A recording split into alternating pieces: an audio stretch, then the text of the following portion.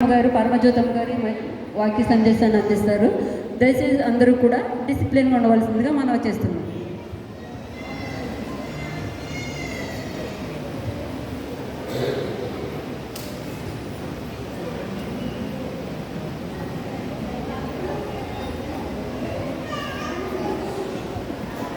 Praise the lord. ముందుగా ఈ అవకాశం ఇచ్చిన దేవునికి నా హృదయపూర్వక వందనాలు. స్టేజ్ అలంకరించినటువంటి సిఆర్ గారికి, పిసిసి మెంబర్ గారికి, సెక్రటరీ గారికి, సంఘ పెద్దలకు, సంఘ నాయకులకు, కూడి చేరువచ్చిన మీ అందరికీ, యూత్ వారికి, సండే స్కూల్ వారికి, స్త్రీల సమాజం వారికి, పురుషులకు అందరికీ ఈ స్త్రీల క్రిస్మస్ తరపున శుభాభివందనాలు తెలియజేస్తాం. అందరికీ వందనాలండి.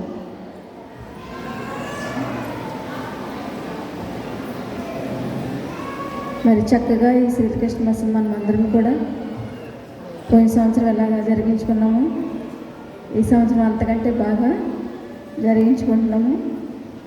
చిన్న నాటకులు కూడా సిద్ధపడ్డారు. పాటలు పాడిన బిడ్డలకు, వాక్యం చదివిన వారికి, ప్రతి ఒక్కరికి నా హృదయపూర్వక వందనాలు. ఈరోజు మనము మేకా గ్రంథము 5వ అధ్యాయము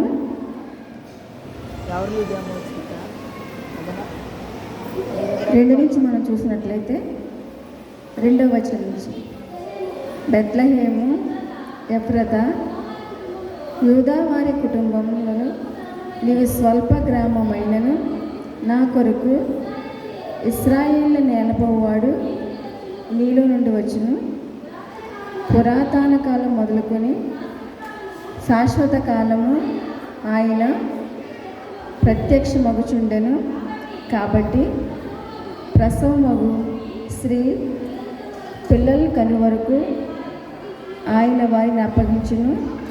అప్పుడు ఆయన సహోదరులలో శేషించిన వారును ఇశ్రాయేళ్లతో కూడా తిరిగి వద్దురు. యూదా వారి కుటుంబం గురించి అమ్మ అందరి ఇటు చూడండి ఒకసారి.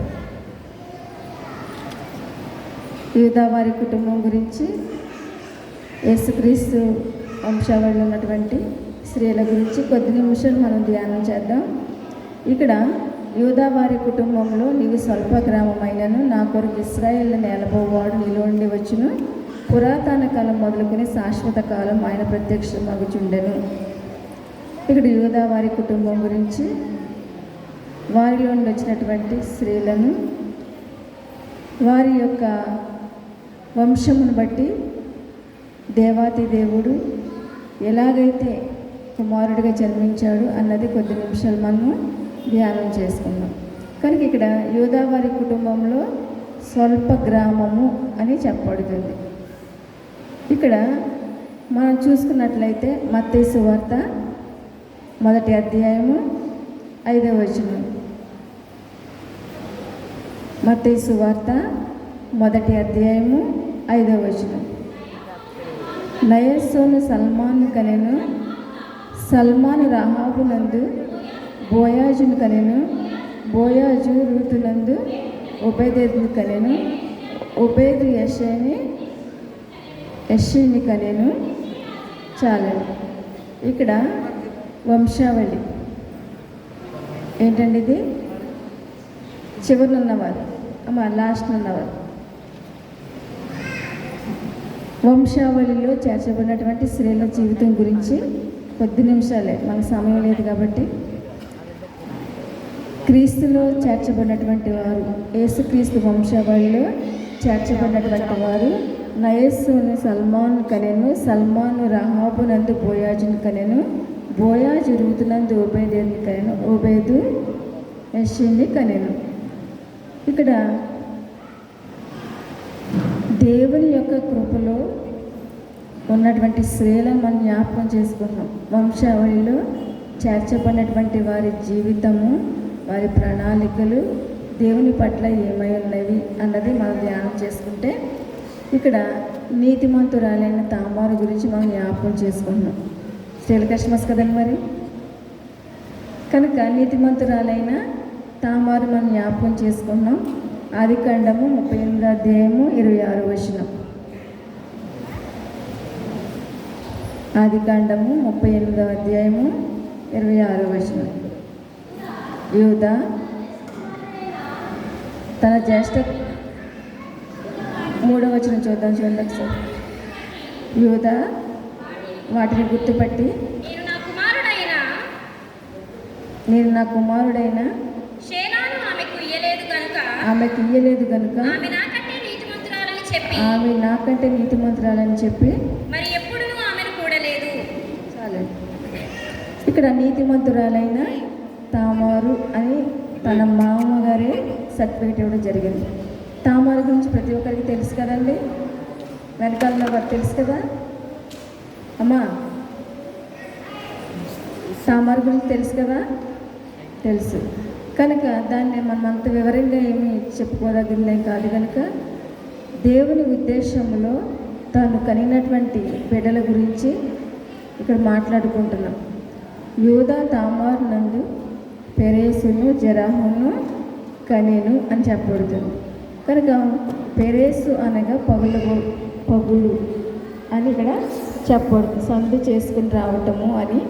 జెరహు అనగా ఉదయము లేదా మిరుమిట్లు గొలిపే సింధూర వర్ణం అని చెప్పబడుతుంది. ఇక్కడ నీతిమంతురాలుగా ఎలా ఎంచబడింది అంటే తను వేశ్య రూపం ధరించుకొని సంతానం కొరకు తన మామ దగ్గరికి వెళ్ళటం జరిగింది. అది ఆ రోజుల్లోనంటే సంతానమే భాగ్యం గెలిచేవారంట, సంతానం కోసము ఎదురు చూసేటువంటి వారంట. కనుక సంతానము లేనటువంటి ఆ తామారు ఏం చేసిందంటే ఎలాగైనా సరే నేను సంతానం పొందుకోవాలనే ఆలోచనతోటి తను ఆ విధంగా చేయడం జరిగిందని వాక్యం సెలవిస్తుంది. కనుక అది తప్పైనప్పటికీ కూడా దేవుని ఉద్దేశంలో, దేవుని ప్రణాళికలో దేవుడు ఎవరిని ఏ విధంగా ఆయన నడిపించుకోబోతున్నాడో, ఏ విధంగా ఆయన ప్రణాళికలు సిద్ధపరచుకుంటున్నాడో ఎవరికీ తెలియదు. కనుక ఈ విధముగా తన సంతానం కోసం చేసినటువంటి ఆ ప్రయత్నంలోనూ లేక ఆ పనిలోనూ ఇక్కడ దేవుని యొక్క వంశావళిలో చేర్చబడినటువంటి స్త్రీగా ఇక్కడ తామారు కనిపిస్తుంది.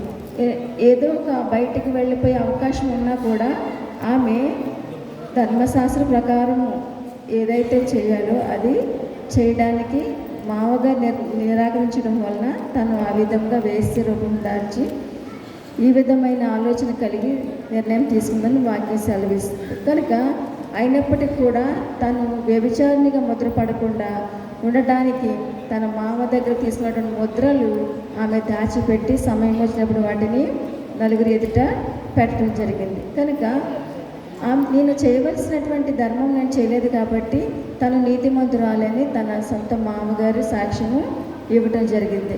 కనుక ఆ సాక్ష్యము దేవుడు, ఎందుకంటే యోధావారి కుటుంబానికి ఇచ్చినటువంటి వాగ్దానాలు ఆ విధంగా ఉన్నాయి, ఆశీర్వాదాలు ఆ విధంగా ఉన్నాయని వాక్యం సెలవిస్తుంది. కనుక మరొకరి మనం చూసుకుంటే కనుక రాహాబునందు బోయాజును కనెను, బోయాజు రూతునందు ఒబేదేదును కనెను అని చెప్తుంది. ఇక్కడ రాహాబు ఎవరంటారు? రాహాబు గురించి తెలుసు కదండి మీకు, మరెవరు మర్చిపోయారు? రాహాబు అని వేసే వేగుల వారిని చేర్చుకుంది కదండి, మర్చిపోయారా? కనుక తను ఏం చేస్తుందంటే మీ దేవుడు గొప్పవాడు, ఎలాగైనా ఈ ప్రాంతం మీకు ఇస్తాడు, కనుక మీరందరూ కూడా దీన్ని స్వతంత్రించుకున్నప్పుడు నన్ను నా కుటుంబాన్ని మీరు జ్ఞాపకం చేసుకోండి అని చెప్పింది. ఎందుకంటే వారిని దాచిపెట్టడం వల్ల వారు శత్రువులపై విజయం సాధించారు, ఆ ప్రాంతాన్ని వారు స్వతంత్రించుకున్నారు. అమ్మా ఒక 5 నిమిషాలు. ఆ ప్రాంతాన్ని స్వతంత్రించుకున్నారు, తద్వారా తన కుటుంబాన్ని ఏ విధంగా రక్షించుకోవాలన్న ఆలోచన కలిగి ఉన్నప్పుడు వారు చెప్తారు, ఎర్రటి దారాన్ని ఒకటి నీ గృహానికి కట్టమ్మని చెప్తారు. ఇక్కడ తామారు కూడా అదే విధంగా ముద్ర, కర్ర, దారం అవన్నీ కూడా తీసుకున్నట్లుగా చూస్తున్నాం. కనుక రాహాబు అని వేస్ట్ తన వృత్తి అటువంటి అయినప్పటికీ కూడా తను అలాంటి స్థితిలో ఉన్నప్పుడు కూడా తను మార్పు చెందింది. వీరందరూ కూడా అదే స్థితిలో ఉంటే దేవుడు మెచ్చలేదండి. వారిలో ఉన్న నీతిని, వారి గుణగణాలను, వారి ఉద్దేశాలను దేవుని ప్రణాళికకు సిద్ధం కలిగినటువంటి ఆ విధి విధానాలన్నీ కూడా చక్కగా మనకి ఈ యొక్క వంశావళిలో స్పష్టంగా తెలుస్తున్నాయి. కానీ రాహాబు ఆమె వేశ్య, ఆమె ఎలాంటి పరిస్థితిలో ఉన్నా, తను ఎలాంటి పనిలో ఉన్నా కూడా అక్కడ వేగుల వారిని చేర్చుకుంది, దేవుని బిడ్డలను చేర్చుకుంది. ఆ యొక్క ప్రాంతాన్ని వారు స్వతంత్రించుకోవడానికి తను ఎంతగానో ఉపకారం వారికి చేసింది. కనుక ఈ విధంగా వారు చేసినటువంటి ఎవరైనా ఉపకారం చేస్తే అపకారం చేస్తారా? చేయరు కదా. కనుక వారు ఉపకారం చేసిందని నీ కుటుంబాన్ని, నీ తల్లిదండ్రులందరినీ కూడా మేము కాపాడుతామన్నటువంటి ఒక హామీ ఇవ్వటంలో, వాగ్దానం ఇవ్వటంలో ఆ కుటుంబము దేవుని ఎదుట ఎంతగానో విశ్వాసం గల కుటుంబంగా ఎంచబడింది. అందుకని రాహాబు విశ్వాసం గలదని వాక్యము సెలవిస్తుంది. ఆ మాట ఎక్కడ చూద్దాం చూడండి. హెబ్రీయులకు రాసిన పత్రిక 11వ అధ్యాయము 31వ వచనం. హెబ్రీయులకు రాసిన పత్రిక 11వ అధ్యాయము 31వ వచనం. విశ్వాసమును బట్టి రాహాబను వేశ్య వేగుల వారిని సమాధానముగా చేర్చుకునినందున అవిధేయులతో పాటు నశించకపోయెను. ఇక్కడ ఒకసారి మనం చూసుకోవాలి. తను విశ్వాసమును బట్టి రాహాబు వేశ్య వేగుల వారిని సమాధానంగా చేర్చుకుందంట. ఈ రోజుల్లో సేవకులనే సమాధానంగా చేర్చుకుంటలేదు కదండి. ఎక్కడ ఉంటుంది సమాధానం? ఎక్కడా లేదు. ఏ సంఘాల్లోనూ ఎక్కడ కూడా సేవకుల పట్ల, దేవుని బిడ్డల పట్ల సమాధానమే ఉండట్లేదు. కానీ ఇక్కడ వేగుల వారిని చేర్చుకుందంట. ఎవరు? ప్రార్థనకి వెళ్ళేటువంటి ఆవిడ కాదు, బైబిల్ చదివేటువంటి ఆవిడ కాదు, పాటలు పాడేటువంటి ఆవిడ అంతకంటే కాదు. ఇక్కడ ఒక వేశ్య దేవుని బిడ్డలను చేర్చుకున్నట్లుగా చెప్తుంది. అందుకని విశ్వాసంతో ఆమె చేర్చుకుంది, సమాధానంగా చేర్చుకుంది. మరలా మీ దేవుడెవరో మాకు తెలియదు, మా ప్రాంతానికి వచ్చి మా వాళ్ళని మీరు ఇబ్బంది పెడుతున్నారా అనలేదు. కానీ దేవుడు శక్తిమంతుడని వేశ్య కనుగొంది. దేవుడు శక్తిమంతుడు, బలమైన దేవుడు. మీ దేవుడు ఎంత అద్భుతాలనే చేస్తాడు. మీకు ఎలాంటి ప్రాంతాన్ని స్వతంత్రించుకోవాలన్నా అది మీకు చక్కగా ఆయన సమకూర్చి పెడతాడన్న సాక్ష్యం నేను విన్నాను కనుక మీ దేవుడు గొప్పవాడు అని ఆ వెళ్ళిన వారిని సమాధానంగా చేర్చుకుంది. కనుక అవిధేయులందరూ నశించిపోయారు, దేవుని గురించి తెలియని వారందరూ కూడా నశించిపోయారు. కానీ తన వృత్తుల రీత్యా వేస్ట్ అయినప్పటికీ కూడా తను ఆ యొక్క దేవుని బిడ్డలను ఎరిగి ఉన్నదని వాక్యం సెలవిస్తుంది. కనుక అవిధేయులందరూ నశించిపోయారు. కానీ విశ్వాసంగా ఉండటం వల్ల ఈ రాహాబు తన కుటుంబము రక్షించబడింది, నశించిపోలేదు అని వాక్యము సెలవిస్తుంది. కనుక ఇలాంటి ఆమెను దేవుడు బైబిల్ గ్రంథంలో లెక్కించటము ఎంత ఉన్నతమో చూడండి. దేవుని కృప అందరి పట్ల సమానంగా ఉంటుంది. కానీ పాపము ఉండిపోవడం కాదు, ఆమె సమాధానంగా దేవుని బిడ్డలను చేర్చుకోవటం వల్ల ఆమె విశ్వాసం చొప్పున ఆమె కుటుంబము రక్షించబడింది. చూడండి ఎంత ధన్యత మరి. కనుక ఈ విధంగా మనం ఉండటం వల్ల దేవుని కృప మనకి ఎప్పుడు కూడా తోడుగా ఉంటుంది. ఎంత పాపులమైనా కూడా దేవుడు క్షమిస్తాడు కదా అని పదే పదే అటువంటి పాపంలో ఉండకూడదు, అటువంటి ఉద్దేశాల్లో ఉండకూడదు, తలంపుల్లో అసలే ఉండకూడదని వాక్యం సెలవిస్తుంది. కనుక ఈ విధమైన విశ్వాసం మనం ఉంటే కనుక గల్తీలకు రాసిన పత్రిక 3వ అధ్యాయం 12వ వచనం చూస్తే కనుక నీతిమంతుడు విశ్వాసమూలంగా జీవించాలండి. ఇక్కడ నీతిమంతురాలుగా విశ్వాసము కలిగినటువంటి స్త్రీగా రాహాబు మన ముందు కనిపిస్తుంది. కనుక ఈ విధముగా తామారు ఏ విధమైనటువంటి విశ్వాసం కలిగి ఉందో, దేవుని యొక్క ఉద్దేశాల్లో తామారు లెక్కించబడిందో అదే విధంగా నీతిమంతురాలుగా ఆమె నిలిచిందని వాక్యం సెలవిస్తుంది. కనుక వారు చూడాలంటే మనలో వారి మంచి క్యారెక్టర్ ఏమీ కూడా లేదండి. ఉందండి? చెప్పుకోదగినటువంటి క్యారెక్టర్ ఏమైనా ఉందా వీరికి? లేదు కదా. తామారేమో వేశ్య రూపం ధరించింది, మామను మోసం చేసింది. ఇక్కడ వేశ్యగా ఉన్నటువంటి రాహాబు దేవుని పిల్లల్ని చేర్చుకుంది. ఇవి ఒక్కొక్కటి మనం మర్మాలు గ్రహిస్తే కనుక అది మనకు ఎంతో ఉన్నతంగా అనిపిస్తుంది. దేవునిలో మనము ఎట్టి రీతిగా ఉన్నామో ఇంకా ఎలా ఉండాలో అని దేవుడు వేశ్యను చేర్చుకున్నాడు, నీతిమంతురాలుగా తామాన్నించాడు. నా జీవితం ఎలాంటిది, నేను దేవుని కొరకు ఎలా ఉన్నానని మనల్ని మనం పరీక్షించుకోవాల్సిన వారమే ఉన్నామని వాక్యం సెలవిస్తుంది. కనుక రూతుని కూడా మనం జ్ఞాపకం చేసుకుంటే, మూడవదిగా మనం దేవుని కొరకు జీవించడానికి తీర్మానం చేసుకున్నటువంటి రూతుని మనం జ్ఞాపకం చేసుకుంటే కనుక రూతు గ్రంథం 1వ అధ్యాయము 16వ వచనం. రూతు గ్రంథము 1వ అధ్యాయము 16వ వచనం ముగించుకుందామండి. అందుకు రూతు, నా వెంబడి రావద్దు, నన్ను విడిచిపెట్టవద్దనియు నన్ను బ్రతిమాలి కొనవద్దు. నీవు వెళ్ళు చోటుకే నేను వచ్చేదను, నీవు నివసించు చోటే నేను నివసించదను. నీ జనమే నా జనము, నీ దేవుడే నా దేవుడు. ఇక్కడ రూతు గురించి మనం తెలుసుకుంటే, తనకి వివాహం అయింది, భర్త చనిపోయాడు. అత్తగారిని ఇంత కూడా తూలనాడకుండా తను ఏమంటుందంటే, నీ వెంబడే వస్తాను, నాకు పుట్టిల్లు వేరే ఏమి వద్దు, కనుక నువ్వు ఒక్కదాన్నే ఉంటావు కదా అత్త, నేను వస్తాను, నేను వెంబడిస్తాను అని చక్కటి మనస్సు కలిగి రూతు ఇక్కడ ఉన్నట్లుగా మనం చూస్తున్నాం. నీ వెళ్ళు చోటుకి నేను వచ్చేదాను, నీవు నివసించే చోట నేను నివసించేదాను. నీ జనమే నా జనము, నీ దేవుడే నా దేవుడు. ఈ రోజులో అయితే మనం ఉంటాం అలాగా, పోతే పో, నువ్వు ఎక్కడికి పోతావు పో, నీ ఓళ్ళ దగ్గరికి వెళ్ళిపో, నా ఓళ్ళ దగ్గర వెళ్ళిపోతాను, నేను ఇంకా పడిచేదాన్ని, నాకు ఎంతో వయసు ఉంది, ఎంతో అనుభవించాలి అన్న ఆలోచన ఉంటారు. కానీ వారు అన్యులైనప్పటికీ కూడా వారు ఏం చేస్తున్నారంటే, నీ దేవుడే నా దేవుడు, నువ్వు పూజిస్తున్నావు కదా ఆ దేవుడే నా దేవుడు అని తను ఒక తీర్మానానికి వచ్చింది. దేవుని కొరకు జీవించటకు ఒక తీర్మానానికి రూతు వచ్చినట్లుగా చూస్తున్నాం. కనుక అందుకే బోయాజు రూతునందు ఓబేదేదును కనెను. వంశావళి గుర్తుపెట్టుకోండి. కనుక ఇలా దేవుని కొరకు తీర్మానించినటువంటి స్త్రీల్లో ఎవరికి కూడా ఇక్కడ మంచి ఉన్నతమైన క్యారెక్టర్ ఇక్కడ లేదు, ఉందండి, ఇందులో లేదు. కనుక ఇంకొకటిగా మనం చూసుకుంటే కనుక దీవెనకరంగా మార్చబడిన బెత్షెబ అని ఇక్కడ వాక్యం సెలవిస్తుంది. ఎలా ఉంది, తన భర్త చనిపోయాడు, దావీదు మహారాజునితో ఆమె ఉన్నప్పుడు దీవెనకరంగా ఎలా మారింది, తను కూడా పాపం చేసినట్లే కదా అనుకుంటాం. కానీ ఇక్కడ దేవుని ఉద్దేశాలు మార్చబడతాయి.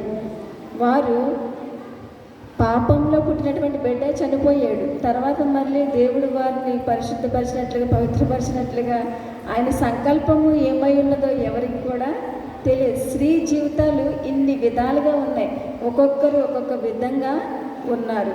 కనుక ఇక్కడ దేవుని కృపలో బెత్షెబ దీవెనకరంగా ఉన్నదని మాట్లాడడానికి ఇక్కడ చాలా ఉన్నతమైనటువంటి మాట ఇక్కడ కనిపిస్తుంది మనకి.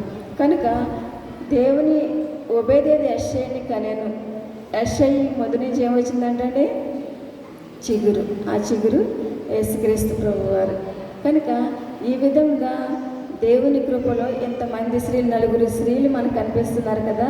ఈ 9 స్త్రీలు ఆశీర్వాదకరంగాను, ఒకరు దేవుని కొరకు, ఒకరు విశ్వాసం కలిగి, ఒకరు నీతిమంతురాలను, ఒకరు తీర్మానం చేసుకుని దేవుని కొరకు నిలబడ్డారని వాక్యం సెలవిస్తుంది. కనుక ఇటు మాదిరి కలిగినటువంటి మనము ఎన్నో గుణగణాలు ఉంటాయి, ఎన్నో అవిధేయతలు ఉంటాయి, ఎంతో పాపం ఉంటుంది.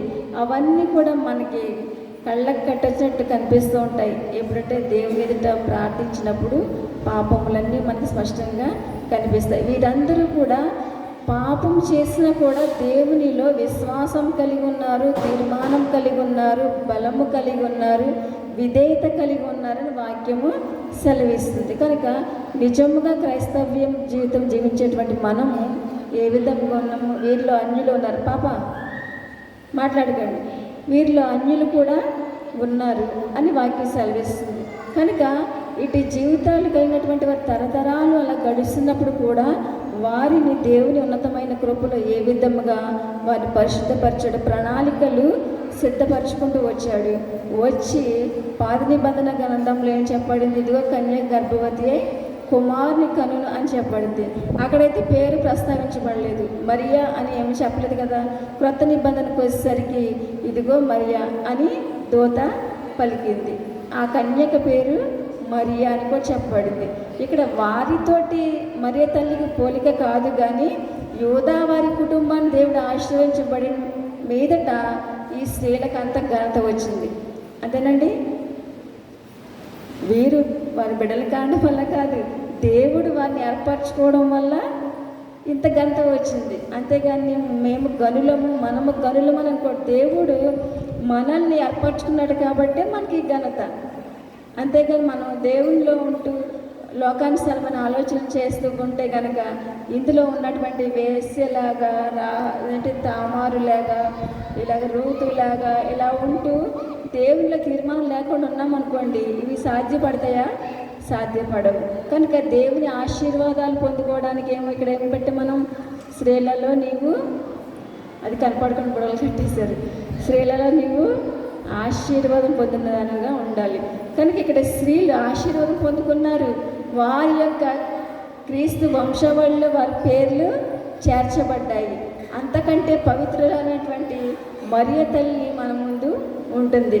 కనుక దేవుని కృపలో పవిత్రత కలిగినటువంటి మరియను మనం చూసుకున్నట్లయితే కనుక ఆయన దూత తెలిపినట్లుగానే ఇదిగో కన్య గర్భవతి కుమారుని కంటుందన్నాడు. కొలతరి బంధుకు వచ్చేసరికి ఆ కన్యకు మరి అయింది. నీ పేరు నా పేరు అక్కడ ఉందా? లేదు కదండి. తామార్ పేరుందా? రాహాబ్ పేరుందా? రూతు పేరుందా? వాళ్ళ యజమానుల పేర్లు కొంతవరకు ఉన్నాయి. ఇక్కడైతే ఈ విధంగా ఉంది, రాహాబునందు బోయాజు కలను, బోయాజు రూతునందు కలను అని చెప్పబడింది. ఇంతమంది పేర్లు చక్కగా లిఖించబడింది. ప్రియమైన దేవుని సంగమా, ప్రతి క్రిస్మస్ మనం ఇలా చేసుకుంటూ ఉంటాం, స్త్రీల సమాజాలు నడిపించుకుంటూ ఉంటాం, ఎన్నో ఉన్నతమైన కార్యక్రమాలు చేస్తున్నాం. కానీ ఇన్ని చేసినా కూడా దేవునిలో తీర్మానం లేకపోతే అది వ్యర్థమంటండి. అవునా కదా? దేవునిలో నీ కుటుంబాన్ని నువ్వు నడిపించుకోవడానికి నువ్వు ఒక తీర్మానం కలిగి ఉంటావు. యజమానులు అటు ఇటు ఉన్నా కూడా నువ్వేం చేస్తావంటే నా కుటుంబము, నా బిడ్డలు అని ఒక తీర్మానం కలిగి నీ కుటుంబం కొరకు నువ్వు బలమైనటువంటి స్తంభంగా నిలబడతావు. కనుక అలా నిలబడినప్పుడు ఎన్ని ఒడిదుడుకులు వచ్చినా నువ్వు బలపరుచుకుంటావు, ప్రార్థన సహాయం పొందుకుంటావు, మందిరంలోకి వచ్చి ప్రార్థన చేస్తావు, సేవకుని ప్రార్థన సహాయం అడుగుతావు, ఇరుగు పొరుగుని కూడా సహాయం అడుగుతావు. అన్ని సహాయాలు పొందుకుని నువ్వేం చేస్తావు? కుటుంబానికి బలంగా నిలబడతావు. అలా నిలబడినటువంటి నీవు యేసుక్రీస్తు వంశావళిలో ఉన్నటువంటి నలుగురు స్త్రీలను పోలి దేవునిలో ఉండాలని ఒక తీర్మానానికి రావాలి. గతించిన సంవత్సరం మనం ఇలాగే చెప్పుకున్నాం, దేవునిని చేర్చుకున్నటువంటి వారిగా ఉండాలని చెప్పుకున్నాం. ఈ సంవత్సరం కూడా క్రీస్తు వంశావళిలో ఏ విధంగా చేర్చబడ్డారో నీవు నేను కూడా సంఘాలు తరాలు గతిస్తున్నా, సంవత్సరాలు గతిస్తున్నా, పలానా తల్లి ఎంతో ఆత్మీయురాలు సంఘములో అంత ఉనికి కలిగి ఉందనేసి ఒక సాక్ష్యం సంపాదించుకోవాలి. మనం పవిత్ర గ్రంథంలో పేర్లు లెక్కించుకోలేము, కానీ జీవ గ్రంథంలో మన పేర్లు లెక్కించబడటానికి మనం ప్రయత్నం చేయాల్సిమా? లేకపోతే ఇలా మనము కాలయాపన చేస్తే కనుక అది ఆశీర్వాదం కాదు, దీవెనకరము కాదు. మరియ తల్లి పవిత్రమైన జీవితం కలిగి ఉంది. మరియ తల్లిని ఆయన ఎన్నుకున్నాడు కాబట్టి ఆమె ధన్యురాలిగా ఈరోజు పిలువబడుతుంది. మరి దేవుడు తన స్వరక్తం ఇచ్చి నేను సంపాదించుకున్నాడు, ధన్యకరమైన జీవితం నీకు నాకు ఇచ్చినప్పుడు మనం ఎంత బలంగా ఉండాలి దేవునిలో, ఎంత ఉన్నతంగా ఉండాలి దేవునిలో, ఎంత పవిత్రత కలిగి ఉండాలి దేవునిలో అని మనల్ని మనం తీర్మానించుకోవాలి. ఈ లోకం ఆయన చూడండి ఒకసారి సువార్త పాఠ్య భాగము చిన్న మాట చూపించి ముగించుకోండి. 1వ అధ్యాయము లోక సువార్త 1వ అధ్యాయము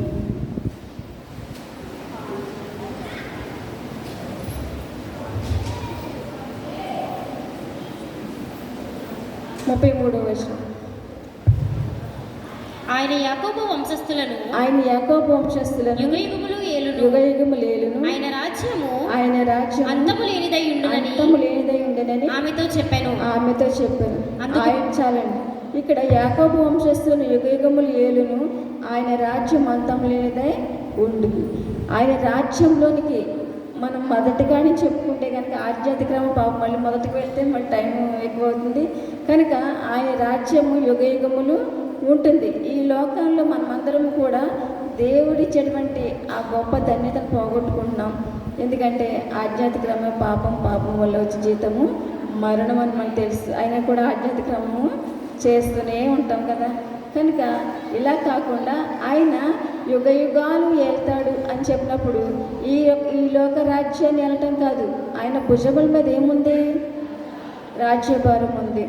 ఈ యొక్క రాజ్యభారం అంటారా, ఈ యొక్క రాజ్యభారం ఆయన మోసుకొని పోయి దేవుని గొర్రెపిల్లగా ఆయన సిలువలో బలి అయ్యాడు. తర్వాత మనందరినీ యుగ యుగాలు, ఆయన కొంతకాలమే ఈ రాజ్యంలో ఉన్నాడు, కానీ ఆయన పరిపాలన ఏమీ కూడా ఇక్కడ లేదు.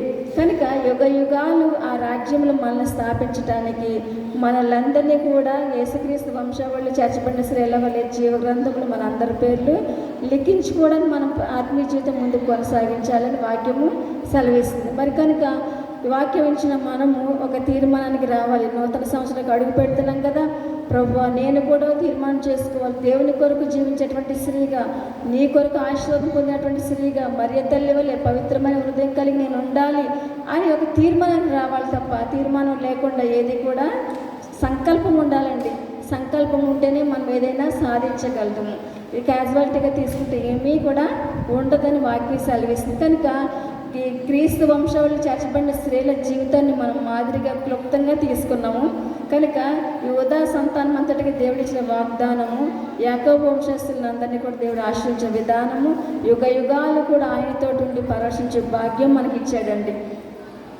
1 సంవత్సరము కాదు, 70 సంవత్సరాలు కాదు, 50 సంవత్సరాలు కాదు, యుగ యుగాలు ఆయనతోటి ఉండి ఆయన ఏలుబడి క్రింద మనమందరము ఉండడానికి ప్రయత్నము చెయ్యాలి. అలా చేస్తే నీతిమంతురాలిగా, విశ్వాసం గల తల్లిలాగా, దేవుని కొరకు తీర్మానించిన తల్లిలాగా, దీవెనకరమైన తల్లిలాగా, పవిత్ర జీవితం కొనసాగించడం మరియ తల్లి వలె మనమందరము దేవుని రాకడ కొరకు సిద్ధపడి ఉండాలి. ఎప్పుడు కూడా మరియ తల్లి, యేసు ప్రభుని ఇలా చెప్పుకుంటూ పోతాము. ఆత్మీయంగా మనం కొంచెం లోతుగా వెళ్తే కనుక దీవెనకరంగా మనమందరము కుటుంబానికి ఉండాలి, సంఘానికి ఉండాలి, మన తోడబుట్టిన వారికి, మన కుటుంబ అందరికీ దీవెనకరంగా మనం ఉండాలంటే మనల్ని మనము ఒక ఉన్నతమైనటువంటి స్థితిలోనికి నడిపించుకోవాలి. అదే దేవుని రక్షణ. ఆ రక్షించబడిన వారే యుగ యుగాలు ఆయనతోటి, ఆయన పరిపాలనలో ఉంటారు, సుఖ సంతోషాలతో ఉంటారు. కనుక ఈ క్రిస్మస్ ఆరాధనలో పాల్గొన్న ప్రతి ఒక్క స్త్రీ కూడా ఇటు మాదిరి స్త్రీలను పోలిన వారే క్రీస్తులో చేర్చబడాలి, క్రీస్తు రక్షణలో చేర్చబడాలి, ఉన్నతమైన క్రీస్తు ప్రేమలో చేర్చబడాలి. ఏవేవో ప్రేమలు, ఏవేవో ఆశలు, ఏవేవో లోకాశలతో చేర్చబడితే అది ఎంతవరకు ఆశీర్వాదకరము? అది శాపంగానే పరిగణించబడుతుంది.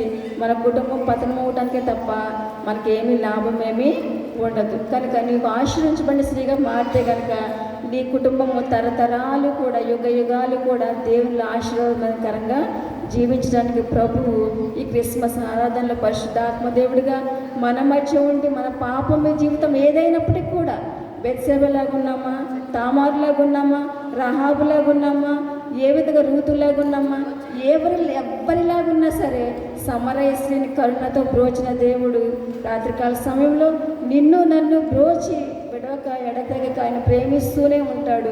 ఎవ్వరు విడిచిపెట్టినా కూడా ఆయన విడివడు. సంవత్సరం అంతా నువ్వెన్నో ఇబ్బందులు, ఇరుకులు, కష్ట నష్టాలు, సుఖాలు అనుభవించి ఉండొచ్చు.